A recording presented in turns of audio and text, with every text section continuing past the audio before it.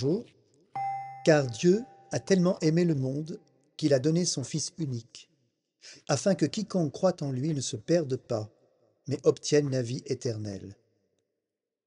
Car Dieu a tellement aimé le monde qu'il a donné son Fils unique, afin que quiconque croit en lui ne se perde pas, mais obtienne la vie éternelle.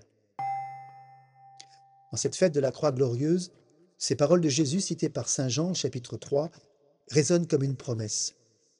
Cette promesse de vie éternelle prend sa source dans le don que Dieu fait à l'humanité. Dieu nous donne son Fils. Il se fait corps dans son Fils.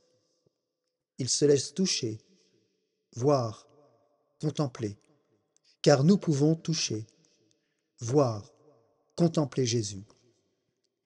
Les disciples l'ont fait en leur temps au moment de leur compagnonnage avec Jésus sur les chemins de Palestine.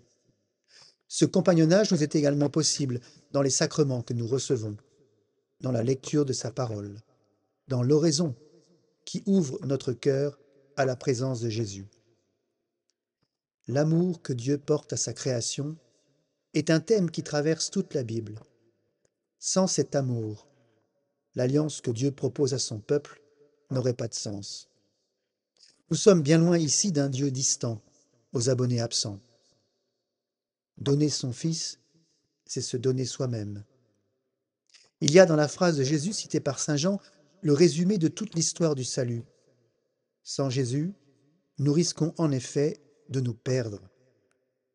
Se perdre, c'est ne plus savoir la bonne direction, ne plus savoir orienter sa vie, c'est choisir des chemins qui sont des impasses. Oui, nous risquons de nous perdre, et cela donne une dimension tragique à l'existence humaine. Mettre sa foi en Christ ressuscité, c'est refuser que les ténèbres l'emportent. C'est croire en la victoire de la clarté, de la lumière, c'est croire en la victoire de la vie. Cette vie est éternelle, nous dit Jésus, c'est-à-dire qu'elle nous place dès à présent dans l'éternité, même si nous sommes encore empêchés de regarder Dieu dans un face-à-face de communion. Mais certains pourraient dire, qu'est-ce qui nous assure que cette promesse de vie éternelle sera tenue? La réponse tient en la résurrection de Jésus après sa passion sur la croix. Puisque Jésus est ressuscité, puisque les apôtres et d'autres contemporains l'ont vu après sa résurrection, nous savons que la promesse de vie éternelle emporte toute autre considération.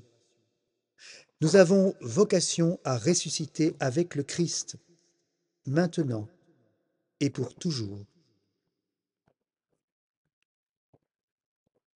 Cherchez, vous trouverez. Frappez, on vous ouvrira.